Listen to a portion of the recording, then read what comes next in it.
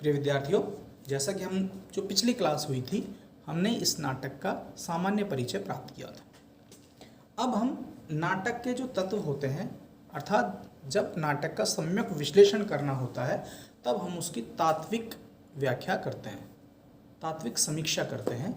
उस लिहाज से अब जो हम इस नाटक की तात्विक व्याख्या शुरू करते हैं, तो पहला जो नाटक का तत्व होता है और सर्व प्रमुख तत्व होता है वह है कथावस्तु। कथावस्तु वह प्लेटफॉर्म होता है जिसके ऊपर वह रचना टिकी हुई होती है।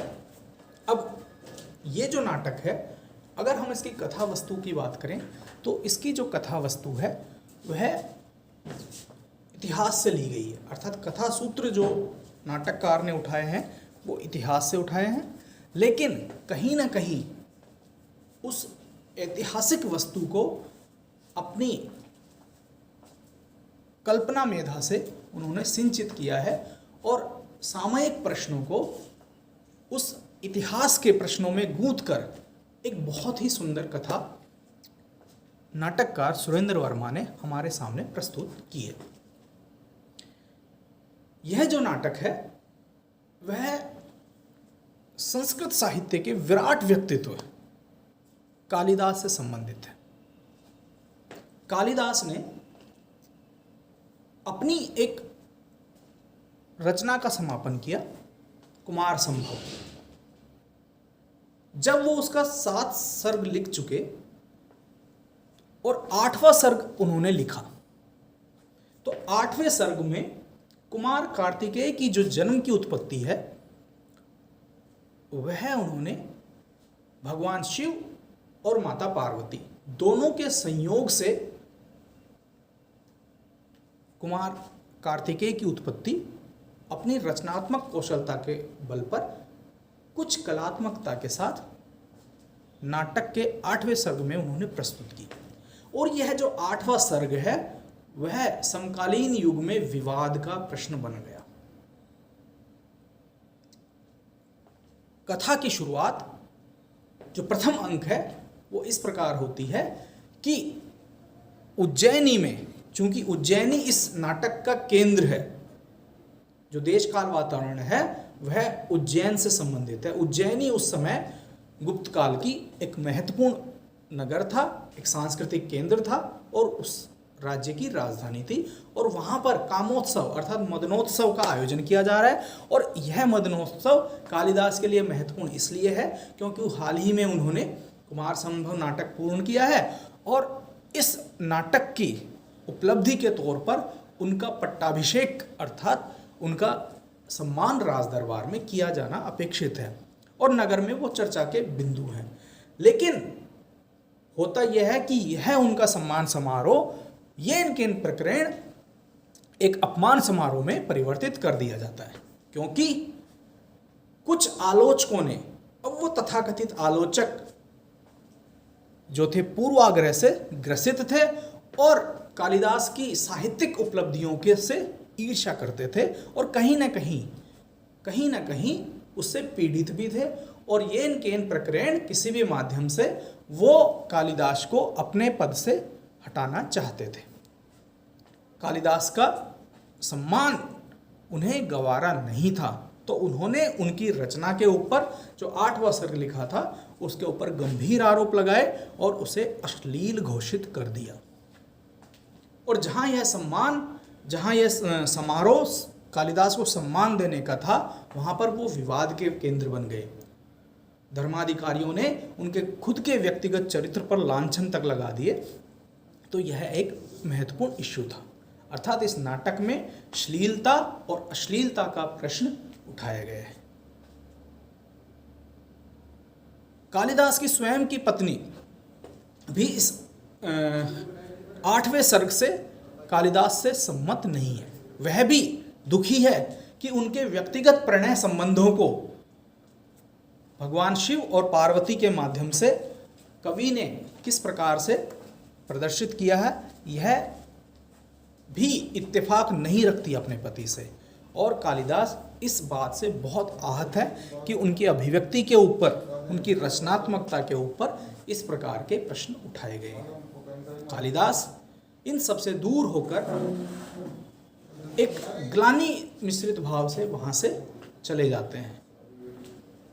यह कथा आगे बढ़ती है और मध्य में 3 सालों का जो समय है उसको नाटककार ने भली भांति एक अंक में समायोजित करने की कोशिश की है कि किस प्रकार कालिदास की जो ख्याति है वह दूर दूर तक फैल चुकी है। उनका जो एक विश्व प्रसिद्ध जो कृति आज है वह है अभिज्ञान शाकुंतलम। वह उस समय धूम मचा रहा था और उन्हें घर घर में पहुंचा दिया था। अर्थात उनके जो भाव थे, उनके जो रचनात्मकता कौशल था, उसका लोहा सभी जगह सर्वत्र व्याप्त हो गया था। और फिर से तीसरे दृश्य में फिर से वही मदनोत्सव, वही कामोत्सव आयोजित करने की तैयारियां चल रही हैं। अब चूंकि उस समय कालिदास जो थे वो हर घर तक पहुंच सके थे, हर मन तक पहुंच चुके थे, तो फिर से एक बार राजकीय दरबार में उन्हें सम्मानित करने की योजना बनाई जा रही है। लेकिन कालिदास फिर वहां से अनुपस्थित हो जाते हैं। जब स्वयं सम्राट चंद्रगुप्त उनसे मिलने आते हैं और उसकी वजह पूछते हैं तो वह कहते हैं कि मुझे राजकीय संरक्षण की आवश्यकता उस समय थी जब मेरे पास कुछ नहीं था, मेरा कोई आधार तैयार नहीं था, लेकिन आज मुझे राजकीय सम्मान की, राजकीय संरक्षण की कोई आवश्यकता नहीं है, क्योंकि आज मेरे पीछे बहुत सारे व्यक्ति हैं। मैं अपनी कला के माध्यम से हर व्यक्ति के दिल तक पहुंच चुका हूं। और इस बात से चंद्रगुप्त बहुत शर्मिंदा होते हैं, उन्हें बहुत ग्लानि महसूस होती है और वो वहाँ से चुपचाप चले जाते हैं। यहाँ पर यह नाटक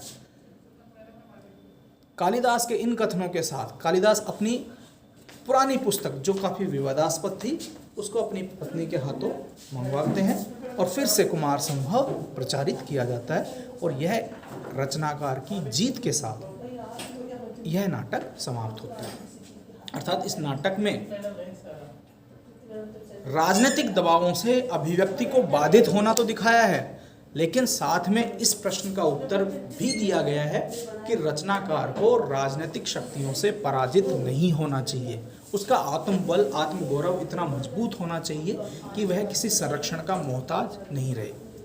अश्लीलता का प्रश्न उस युग में भी थे, आज भी हैं। आज भी हर रचना को अश्लीलता के पैमाने पर जांचा जाता है। आज भी हम देखते हैं कि बहुत सारी क्लासिक फिल्मों को महज 1 या 2 दृश्यों के आधार पर अश्लील फिल्में करार दे दिया जाता है।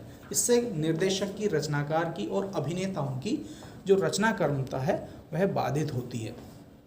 आज भी, उस समय भी, कालिदास के समय भी रचनाकार के ऊपर राजनीतिक प्रेशर था। उस समय भी षड्यंत्रों के माध्यम से उसकी अभिव्यक्ति कौशल को कुंठित किया जाता रहा है, लेकिन कमावेश यही सिस्टम आज भी है। आज भी सिस्टम और राजनीतिक सिस्टम जो है, राजतंत्र है जो कलाकार के ऊपर हावी है। कलाकार को अपनी अभिव्यक्ति दर्शाने से पहले 100 बार सोचना पड़ता है कि यह रचना जो राजनीतिक पार्टी है उसको पसंद आएगी या नहीं। जो सत्ता है कहीं वह मुझसे विमुक्त तो नहीं हो जाएगी, कहीं ना कहीं यह एक राजनीतिक मुद्दा तो नहीं बन जाएगा, या फिर कहीं ना कहीं धार्मिक उपद्रव तो नहीं हो जाएगा। अर्थात 100 बार रचनाकार को अपनी रचना को प्रस्तुत करते समय, प्रकाशित करवाते समय ध्यान में रखनी पड़ती है। वह बाधित होकर लिखता है, वह कुंठित होकर लिखता है, अपने आप को पूर्ण रूप से उन्मुक्त होकर नहीं अपना प्रदर्शन कर पाता और उसकी रचनात्मकता जड़ होकर रह जाती है। नाटककार सुरेंद्र वर्मा ने भली भांति इन प्रश्नों को पाठक के समक्ष उठाने की कोशिश की है और अपनी रचनाओं में वो काफ़ी हद तक सफल भी हुए। यह जो नाटक है यह ऐतिहासिक परिवेश में होते हुए भी समकालीन संदर्भों से युक्त है। इसमें उन सभी प्रश्नों का हल तलाश करने की कोशिश की है जो आज भी प्रासंगिक हैं, जो आज भी रचनाकार को एक प्रकार से मनोबल प्रदान कर रहे हैं और इस हिसाब से इनकी जो कथा वस्तु का जो नाटकीय तत्वों के आधार पर जो विश्लेषण है, इनकी जो कथा वस्तु है वह बहुत ही उन्नत है, बहुत ही प्रासंगिक है और बहुत ही कसावटता से परिपूर्ण है। अगर मंच के ऊपर इसका प्रस्तुतिकरण किया जाता है तो यह एक नाटक एक मध्य मतलब जो नाटक का जो प्रस्तुतिकरण का जो समय होता है उसके बिल्कुल अनुरूप है और कथा वस्तु के आधार पर यह एक सफल कृति कही जा सकती है।